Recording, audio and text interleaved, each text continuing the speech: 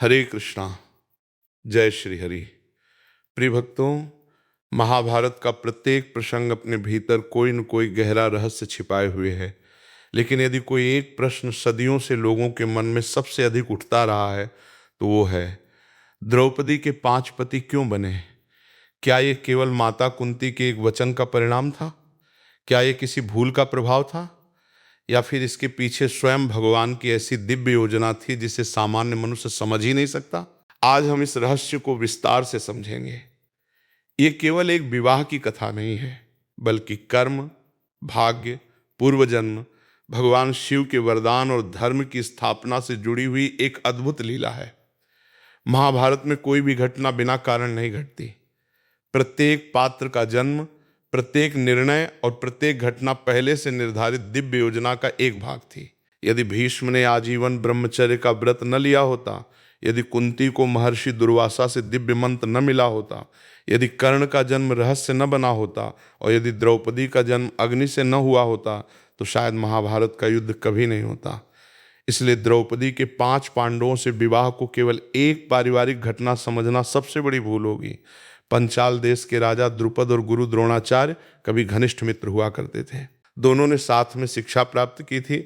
उस समय द्रुपद ने कहा था कि जब वे राजा बनेंगे तो अपने आधे राज्य में द्रोणाचार्य को भी भागीदार बनाएंगे। लेकिन समय बदला, द्रुपद राजा बन गए और द्रोणाचार्य निर्धन ब्राह्मण रह गए। जब द्रोणाचार्य सहायता की आशा लेकर द्रुपद के पास पहुंचे, तब द्रुपद ने उनका अपमान करते हुए कहा कि मित्रता केवल समान लोगों के बीच होती है, एक राजा और एक निर्धन ब्राह्मण कभी मित्र नहीं हो सकते। ये अपमान द्रोणाचार्य के हृदय में गहरे उतर गया। बाद में उन्होंने अपने शिष्य अर्जुन की सहायता से द्रुपद को पराजित किया और उनका आधा राज्य छीन लिया। द्रुपद बाहर से शांत हो गए, लेकिन उनके मन में प्रतिशोध की अग्नि धधकने लगी। उन्होंने निश्चय किया कि उन्हें ऐसा पुत्र चाहिए जो एक दिन द्रोणाचार्य का वध करे। इसी उद्देश्य से उन्होंने महान ऋषियों की सहायता से एक विशेष यज्ञ कराया। यज्ञ की अग्नि तेजी से प्रज्वलित हुई। मंत्रों की ध्वनि से पूरा वातावरण गूंज उठा। जब यज्ञ पूर्ण हुआ, तब अग्निकुंड से सबसे पहले एक तेजस्वी युवक प्रकट हुआ। आकाशवाणी हुई कि यह धृष्टद्युम्न है और भविष्य में द्रोणाचार्य का वध करेगा। इसके तुरंत बाद अग्नि की लपटों से एक अद्भुत रूपवती कन्या प्रकट हुई।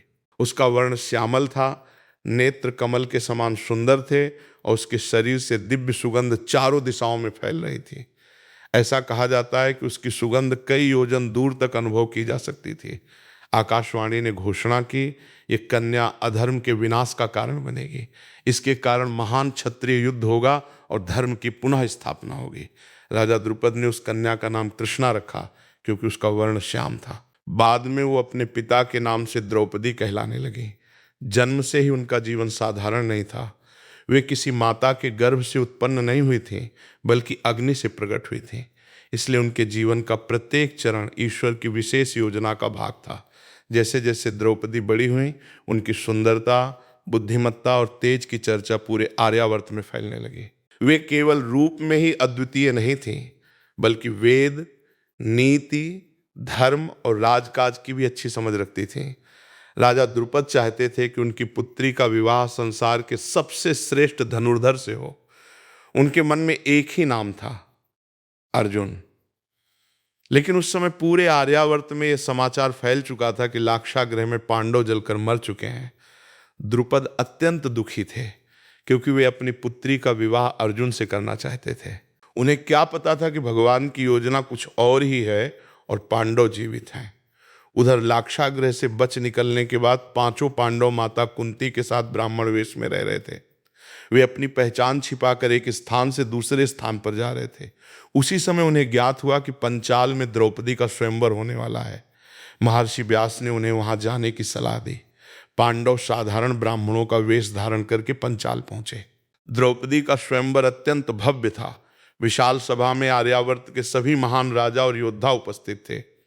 मगध नरेश, जरासंध, चेदि नरेश शिशुपाल, मद्र देश के शल्य, गांधार के शकुनी, हस्तिनापुर के दुर्योधन, दुःशासन, अश्वत्थामा, कृपाचार्य और अंगदेश के राजा कर्ण भी वहां आए थे। स्वयं भगवान श्री कृष्ण और बलराम भी इस अद्भुत स्वयंवर को देखने उपस्थित थे। जैसे ही श्री कृष्ण की दृष्टि ब्राह्मण वेश में बैठे पांडवों पर पड़ी, वे तुरंत उन्हें पहचान गए। उन्होंने मुस्कुराकर बलराम से कहा, देखिए दाऊ, पांडव जीवित हैं। समय आ गया है कि संसार उन्हें फिर से पहचाने। स्वयंवर की शर्त अत्यंत कठिन थी। सभा के ऊपर एक घूमती हुई मछली स्थापित की गई थी। नीचे एक पात्र में जल भरा था। प्रतियोगी को केवल जल में दिखाई देने वाले प्रतिबिंब को देखकर घूमती हुई मछली की आंख में बाण मारना था। ये कार्य इतना कठिन था कि सामान्य धनुर्धर इसकी कल्पना भी नहीं कर सकता था। एक एक करके अनेक राजा आगे आए। किसी से धनुष ही नहीं उठा, किसी से प्रत्यंचा नहीं चढ़ी, कोई लक्ष्य तक पहुंच ही नहीं पाया। पूरी सभा में निराशा छा गई। तभी कर्ण आगे बढ़े। उनकी वीरता और धनुर्विद्या से पूरा आर्यावर्त परिचित था। जैसे ही उन्होंने धनुष उठाया, सभा में बैठे अनेक लोगों को विश्वास हो गया कि अब लक्ष्य अवश्य भेदा जाएगा। लेकिन उसी क्षण द्रौपदी ने उन्हें रोक दिया। आगे जो हुआ उसने केवल उस स्वयंवर का परिणाम ही नहीं बदला, बल्कि महाभारत के पूरे इतिहास की दिशा बदल दी। यही वो क्षण था जिसने आगे चलकर 5 पांडवों और द्रौपदी के जीवन को एक सूत्र में बांध दिया। लेकिन उस समय वहां उपस्थित किसी भी व्यक्ति को यह नहीं पता था कि यह सब केवल संयोग नहीं, बल्कि भगवान शिव द्वारा दिए गए एक प्राचीन वरदान और पूर्व जन्म के अधूरे संकल्प का परिणाम था। कर्ण ने जैसे ही धनुष उठाया, पूरी सभा की सांसें थम गईं। उनकी भुजाओं में इतना बल था कि जिस धनुष को अनेक राजा उठा भी नहीं पाए थे, उसे उन्होंने सहजता से अपने हाथों में उठा लिया। उनकी दृष्टि लक्ष्य पर टिक चुकी थी। सभा में बैठे योद्धा समझ गए कि यदि कर्ण को अवसर मिल गया तो वे निश्चित रूप से लक्ष्य भेद देंगे। उसी क्षण द्रौपदी ने दृढ़ स्वर में कहा, मैं सूत पुत्र से विवाह नहीं करूंगी। उनके ये शब्द सुनते ही पूरी सभा में सन्नाटा छा गया। कर्ण का हाथ वहीं रुक गया। कुछ क्षण के लिए उनकी आंखों में पीड़ा झलक उठी। ये पहला अवसर नहीं था जब उन्हें उनके जन्म के कारण अपमानित किया गया था। बचपन से लेकर उस दिन तक उन्होंने अनेक बार यही तिरस्कार सहा था। फिर भी उन्होंने क्रोध नहीं किया। उन्होंने धनुष नीचे रखा, सूर्य की ओर देखा और शांत भाव से अपने स्थान पर लौट गए। उनके मन में पीड़ा अवश्य थी, किंतु वे जानते थे कि किसी स्त्री को अपने पति का चयन करने का अधिकार है। इसलिए उन्होंने कोई विवाद नहीं किया। भगवान श्री कृष्ण ये सब शांत भाव से देख रहे थे। वे जानते थे कि ये केवल एक घटना नहीं है, बल्कि समय की वो कड़ी है जो आगे चलकर महाभारत का मार्ग निर्धारित करेगी। कर्ण के पीछे हटने के बाद सभा में फिर मौन छा गया। तभी ब्राह्मणों के बीच बैठे अर्जुन धीरे धीरे उठे। उनके साधारण वस्त्र देखकर अनेक राजा हंस पड़े। किसी ने कहा, जहां महारथी असफल हो गए वहां ये ब्राह्मण क्या करेगा। लेकिन अर्जुन के चेहरे पर न घमंड था और न भय। उन्होंने पहले भगवान शिव का स्मरण किया, फिर गुरु द्रोणाचार्य और भगवान श्री कृष्ण को मन ही मन प्रणाम किया। इसके बाद वे धनुष के पास पहुंचे। उन्होंने सहजता से धनुष उठाया, प्रत्यंचा चढ़ाई, फिर नीचे रखे जल में दृष्टि टिकाई। ऊपर घूमती हुई मछली को उन्होंने सीधे नहीं देखा। उनकी सारी एकाग्रता केवल जल में दिखाई देने वाले प्रतिबिंब पर थी। अगले ही क्षण उनका बाण वज्र की गति से निकला और घूमती हुई मछली की आंख को भेद गया। पूरी सभा साधु साधु के जय घोष से गूंज उठी। पुष्पों की वर्षा होने लगी। द्रौपदी प्रसन्न होकर आगे बढ़ी और उन्होंने अर्जुन के गले में विजयमाला डाल दी। उसी क्षण यह निश्चित हो गया कि स्वयंवर का विजेता वही ब्राह्मण है जो वास्तव में अर्जुन थे। लेकिन यह दृश्य अनेक राजाओं को स्वीकार नहीं हुआ। उन्हें लगा कि उनका अपमान हुआ है। वे क्रोधित होकर बोले, एक अज्ञात ब्राह्मण राजकुमारी को कैसे ले जा सकता है। देखते ही देखते युद्ध छिड़ गया। भीम ने एक विशाल वृक्ष उखाड़ लिया और उसे गदा की तरह चलाने लगे। अर्जुन ने अपने बाणों से सभी योद्धाओं को पीछे हटाना शुरू कर दिया। कर्ण भी अर्जुन के सामने आए। दोनों के बीच कुछ समय तक भयंकर युद्ध हुआ। कर्ण को अनुभव हो गया कि सामने कोई साधारण ब्राह्मण नहीं, बल्कि अत्यंत महान धनुर्धर है। अंततः उन्होंने युद्ध रोक दिया। भगवान श्री कृष्ण मुस्कुराए। उन्होंने मन ही मन कहा, समय अपना कार्य कर रहा है। स्वयंवर समाप्त होने के बाद 5 पांडव द्रौपदी को लेकर उस साधारण कुटिया में पहुंचे जहां माता कुंती उनका इंतजार कर रही थी। बाहर से ही अर्जुन ने प्रसन्न होकर कहा, माता, आज हम आपके लिए अद्भुत भिक्षा लाए हैं। कुंती उस समय भीतर थी। उन्होंने बिना बाहर आए सहज भाव से उत्तर दिया, जो भी लाए हों 5 भाई मिलकर बांट लो। ये वचन उन्होंने बिना देखे कहा था। जब वे बाहर आईं और उन्होंने द्रौपदी को देखा तो उनके मुख का रंग बदल गया। उन्हें अपनी भूल का तुरंत एहसास हो गया। वे अत्यंत व्याकुल हो उठी। उन्होंने कहा, मैंने बिना देखे वचन दे दिया। अब एक बहुत बड़ा धर्म संकट सामने था। एक ओर माता का वचन था जिसे असत्य नहीं किया जा सकता था, दूसरी ओर समाज की मर्यादा थी जहां एक स्त्री का 5 भाइयों से विवाह सामान्य बात नहीं थी। युधिष्ठिर गहरे चिंतन में डूब गए। अर्जुन ने कहा, मैंने स्वयंवर जीता है, इसलिए द्रौपदी मेरी पत्नी बने। भीम, नकुल और सहदेव भी मौन थे। स्वयं द्रौपदी भी समझ नहीं पा रही थी कि एक कैसी विचित्र परिस्थिति है। उसी समय महर्षि व्यास वहां पहुंचे। ऐसा लगा मानो वे पहले से जानते थे कि ये प्रश्न उठने वाला है। सभी ने उनके चरणों में प्रणाम किया। राजा द्रुपद को भी ये समाचार मिला और वे अत्यंत चिंतित होकर वहां पहुंचे। उन्होंने स्पष्ट कहा, मैंने अपनी पुत्री का स्वयंवर अर्जुन के लिए आयोजित किया था। 5 भाइयों से विवाह कैसे संभव है? क्या ये धर्म के अनुकूल है? तब महर्षि व्यास ने शांत स्वर में कहा, राजन, जो होने जा रहा है वो किसी भूल का परिणाम नहीं है। ये ईश्वर की पूर्व निर्धारित योजना है। द्रौपदी का 5 पांडवों से विवाह आज नहीं, बहुत पहले ही निश्चित हो चुका था। ये सुनकर वहां उपस्थित सभी लोग आश्चर्यचकित रह गए। महर्षि व्यास ने आगे कहा, द्रौपदी के इस जन्म का रहस्य उनके पूर्व जन्म से जुड़ा हुआ है। पूर्व जन्म में वे एक अत्यंत तपस्विनी कन्या थी। उन्होंने भगवान शिव की कठोर तपस्या की थी। वर्षों तक कठिन व्रत और उपवास करके वे केवल एक ही इच्छा रखती थीं, उन्हें ऐसा पति मिले जिसमें सभी श्रेष्ठ गुण हों। जब भगवान शिव उनके सामने प्रकट हुए और वरदान मांगने को कहा, तब आनंद और उत्साह में उन्होंने एक बार नहीं बल्कि 5 बार कहा, मुझे सर्वश्रेष्ठ पति दीजिए, मुझे सर्वश्रेष्ठ पति दीजिए, मुझे सर्वश्रेष्ठ पति दीजिए, मुझे सर्वश्रेष्ठ पति दीजिए, मुझे सर्वश्रेष्ठ पति दीजिए। भगवान शिव मुस्कुराए और बोले, तुमने 5 बार एक ही वर मांगा है, इसलिए अगले जन्म में तुम्हें 5 पति प्राप्त होंगे। यह सुनकर सभी लोग मौन हो गए। अब उन्हें समझ आने लगा कि यह केवल कुंती के वचन का परिणाम नहीं था, उसके पीछे पूर्व जन्म का संस्कार और स्वयं महादेव का वरदान भी था। लेकिन यह रहस्य अभी पूरा नहीं हुआ था। महर्षि व्यास ने आगे जो बताया, उसने इस घटना का आध्यात्मिक अर्थ और भी स्पष्ट कर दिया।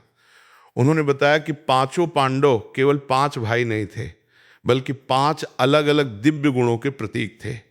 द्रौपदी ने पूर्व जन्म में जिन सभी गुणों वाले पति की कामना की थी, वे सभी गुण किसी एक मनुष्य में नहीं थे। इसलिए ईश्वर ने उन्हें 5 ऐसे पति दिए जिनमें अलग अलग श्रेष्ठ गुण विद्यमान थे। यही कारण था कि उनका 5 पांडवों से विवाह होना ईश्वरीय योजना का हिस्सा था, न कि केवल एक संयोग। महर्षि व्यास की बातें सुनने के बाद वहां उपस्थित सभी लोग गहरे विचार में डूब गए। राजा द्रुपद, माता कुंती, 5 पांडव और स्वयं द्रौपदी भी ये समझ चुके थे कि ये कोई साधारण निर्णय नहीं था। ये उस दिव्य योजना का भाग था जिसे स्वयं भगवान ने धर्म की स्थापना के लिए पहले ही निर्धारित कर दिया था। महर्षि व्यास ने आगे कहा, राजन, मनुष्य केवल वर्तमान को देखता है, लेकिन ईश्वर तीनों कालों को एक साथ देखते हैं। जिस घटना को हम संयोग समझते हैं, वो अनेक जन्मों के कर्मों और ईश्वर की योजना का परिणाम होती है। द्रौपदी का 5 पांडवों से विवाह भी ऐसा ही एक निर्णय है। इसके बाद उन्होंने 5 पांडवों के गुणों का वर्णन करते हुए कहा, द्रौपदी ने पूर्व जन्म में जिस आदर्श पति की कामना की थी, वैसा कोई एक मनुष्य इस पृथ्वी पर नहीं था। इसलिए भगवान ने उसके 5 अलग अलग गुण 5 अलग अलग पांडवों में स्थापित किए। उन्होंने सबसे पहले युधिष्ठिर की ओर संकेत करते हुए कहा, युधिष्ठिर धर्म के स्वरूप हैं। सत्य, न्याय, धैर्य और क्षमा उनके जीवन का आधार है। ऐसा धर्मनिष्ठ राजा संसार में दुर्लभ होता है। फिर भीम की ओर देखकर बोले, भीम केवल बलवान ही नहीं है, बल्कि अपने परिवार की रक्षा के लिए प्राण तक देने वाले हैं। उनके समान साहस और निष्ठा बहुत कम लोगों में होती है। इसके बाद अर्जुन की ओर देखकर उन्होंने कहा, अर्जुन संसार के श्रेष्ठ धनुर्धर हैं। उनके समान एकाग्रता, पराक्रम और युद्ध कौशल किसी दूसरे योद्धा में नहीं है। फिर नकुल की ओर देखकर बोले, नकुल रूप, विनम्रता, सेवा और घोड़ों के ज्ञान में अद्वितीय हैं। अंत में सहदेव की ओर देखकर उन्होंने कहा, सहदेव ज्ञान, विवेक, ज्योतिष और दूरदर्शिता के प्रतीक हैं। महर्षि व्यास ने कहा, इन 5 गुणों को यदि एक साथ देखा जाए, तभी द्रौपदी की पूर्वजन्म की इच्छा पूर्ण होती है। इसलिए ये विवाह धर्म के विरुद्ध नहीं, बल्कि ईश्वर की इच्छा के अनुरूप है। राजा द्रुपद की सभी शंकाएं दूर हो गईं। उन्होंने इस दिव्य निर्णय को स्वीकार कर लिया। माता कुंती ने भी राहत की सांस ली, क्योंकि अब उन्हें समझ आ गया था कि उनके मुख से निकला वचन केवल संयोग नहीं था, बल्कि भगवान की प्रेरणा से निकला था। कुछ समय बाद विधिपूर्वक द्रौपदी का विवाह 5 पांडवों के साथ संपन्न हुआ। महर्षि नारद ने भी इस व्यवस्था के लिए विशेष नियम बनाए, ताकि परिवार में कभी मतभेद उत्पन्न न हो। ये निश्चित किया गया कि द्रौपदी निश्चित समय तक एक एक पांडव के साथ रहेंगी और उस समय कोई अन्य भाई उस कक्ष में प्रवेश नहीं करेगा। यदि कोई भूलवश भी ऐसा करेगा तो उसे वनवास स्वीकार करना होगा। ये नियम सभी ने सहर्ष स्वीकार किया। इन्हीं नियमों के कारण आगे चलकर एक महत्वपूर्ण घटना हुई। एक बार एक ब्राह्मण की गौएं चोर ले गए। अर्जुन उन्हें बचाने के लिए अपना गांडीव लेने गए, लेकिन उस समय युधिष्ठिर और द्रौपदी उसी कक्ष में थे जहां गांडीव रखा था। अर्जुन जानते थे कि यदि वे अंदर गए तो नियम का उल्लंघन होगा। फिर भी उन्होंने ब्राह्मण की रक्षा को अपना धर्म समझा और भीतर जाके गांडीव उठा लिया। गौओं को बचाने के बाद उन्होंने स्वयं 12 वर्ष का वनवास स्वीकार किया। इस घटना से स्पष्ट होता है कि 5 भाइयों ने द्रौपदी के सम्मान और बनाए गए नियमों का पूरी निष्ठा से पालन किया। समय बीतता गया। द्रौपदी केवल 5 पांडवों की पत्नी ही नहीं रही, बल्कि पूरे पांडव परिवार की शक्ति बन गई। वनवास के कठिन वर्षों में उन्होंने धैर्य नहीं छोड़ा। उन्होंने अपने पतियों का उत्साह बनाए रखा। जब द्यूत सभा में उनका अपमान हुआ, तब उसी अपमान ने महाभारत के युद्ध की नींव रखी। यदि द्रौपदी के साथ वो अन्याय न हुआ होता तो शायद कुरुक्षेत्र का युद्ध भी न होता। इसी कारण अनेक विद्वान कहते हैं कि द्रौपदी केवल एक रानी नहीं थी, बल्कि धर्म की रक्षा के लिए अवतरित एक दिव्य शक्ति थी। उनका जन्म अग्नि से हुआ था और उनका जीवन भी अग्नि की तरह था, जो स्वयं जलती है लेकिन अंधकार को भी समाप्त करती है। अब प्रश्न का अंतिम उत्तर यही है कि द्रौपदी के 5 पति क्यों बने। पहला कारण, उनके पूर्व जन्म में भगवान शिव से 5 बार सर्वश्रेष्ठ पति मांगना। दूसरा कारण, भगवान शिव का वरदान कि अगले जन्म में उन्हें 5 पति प्राप्त होंगे। तीसरा कारण, 5 पांडवों में अलग अलग दिव्य गुणों का होना, जो मिलकर एक आदर्श पुरुष के स्वरूप को पूर्ण करते थे। चौथा कारण, माता कुंती के मुख से निकला वो वचन जो ईश्वरीय प्रेरणा का माध्यम बना। और 5वां तथा सबसे महत्वपूर्ण कारण, धर्म की स्थापना के लिए भगवान की पूर्व निर्धारित योजना, जिसके बिना महाभारत की लीला पूर्ण नहीं हो सकती थी। इसलिए ये कहना कि द्रौपदी केवल कुंती के एक वचन के कारण 5 पांडवों की पत्नी बनी, पूर्ण सत्य नहीं है। वो वचन तो केवल एक माध्यम था। वास्तविक कारण उनके पूर्वजन्म के कर्म, भगवान शिव का वरदान और ईश्वर की दिव्य योजना थी। महाभारत हमें यही शिक्षा देती है कि ईश्वर की योजना मनुष्य की कल्पना से कहीं अधिक व्यापक होती है। जो घटना हमें असामान्य दिखाई देती है, उसके पीछे भी कोई गहरा उद्देश्य छिपा होता है। द्रौपदी का 5 पांडवों से विवाह भी उसी दिव्य उद्देश्य का भाग था, जिसने अंततः अधर्म का विनाश, धर्म की विजय और श्री कृष्ण के गीता उपदेश का मार्ग प्रशस्त किया। इसलिए द्रौपदी का जीवन केवल एक रानी की कथा नहीं, बल्कि त्याग, धैर्य, सम्मान, धर्म और ईश्वर की अचूक योजना का अमर उदाहरण है। यही इस कथा का सार है कि जब भगवान कोई कार्य करते हैं तो उसके पीछे केवल वर्तमान नहीं, बल्कि अनेक जन्मों का सत्य और समस्त सृष्टि का कल्याण छिपा होता है। हरे कृष्ण।